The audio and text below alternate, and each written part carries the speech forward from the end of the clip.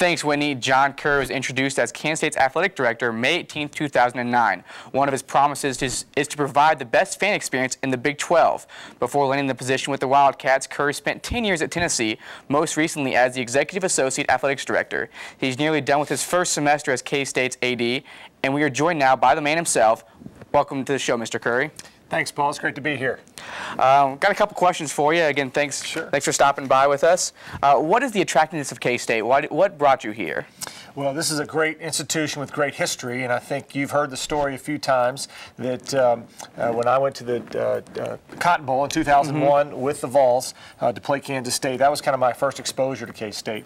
And we walked to the, it was snowy that day, it was cold, my wife was 7 months pregnant. We put on some extra layers, we went over to the stadium, and the first thing we saw were these 50,000 K-State fans making all this noise, and then we saw this incredible football team led by a great coach. So that was my first exposure to K-State.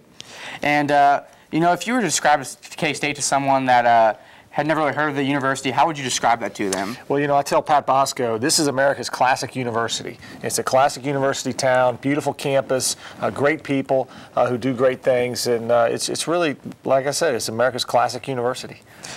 All right, what has your family said so far? My family's having a great time. I have a wife, Mary Lawrence. We've been married 11 years.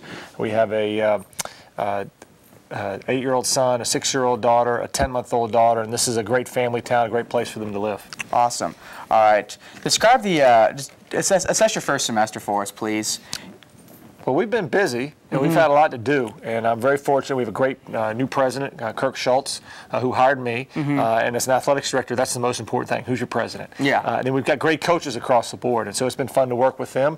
We're kind of rebuilding our staff, rebuilding our culture a little bit, getting out, getting to know our fans, rebuilding trust with our fans, and trying to make sure we're transparent and accountable. All right, what's your next step then? Well, the next step is to keep building those relationships. We've got to generate revenue.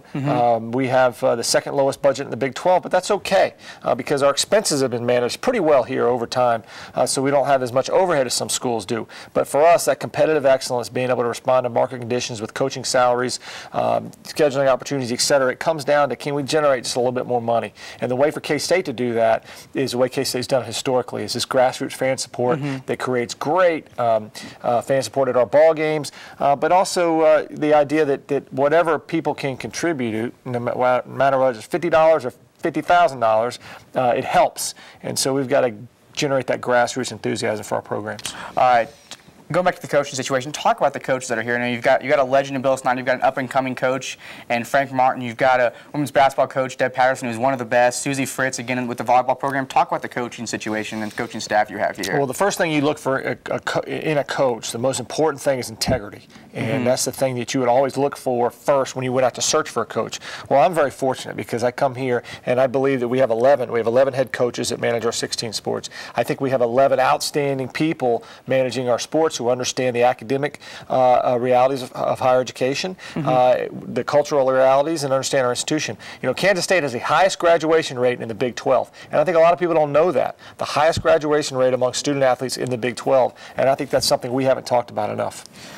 Will you compare and contrast Kansas State with not only Tennessee, and you spent a lot of time there, but also just with other Big 12 universities and nationally, if you can, really briefly? Well, you know, you look at advantages of an institution, and every institution has something to offer, right? Well, for K-State, the biggest advantage we have, I think, is we got this community family spirit here at K-State. We've got an unbelievable student body that is so supportive, and it believes it's part of the athletic success, and it is. And in a lot of places, you don't really have that. But that grassroots fan support is really, really special here at Kansas State, and that helps differentiate us from other schools around the country. Just one last question before we wrap it up. Talk about the budget situation. You've got a lot of people that said they need to drop some athletic programs. What's your take on that? Well, we can't drop athletic programs at K-State. We have 16, which is NCAA minimum if you have a Division 1A football program. We intend to continue to compete in Division 1A football at Kansas State. So 16 is where we're at. We can't go any lower. What we want to do is work really hard to continue to generate resources, to manage our expenses carefully,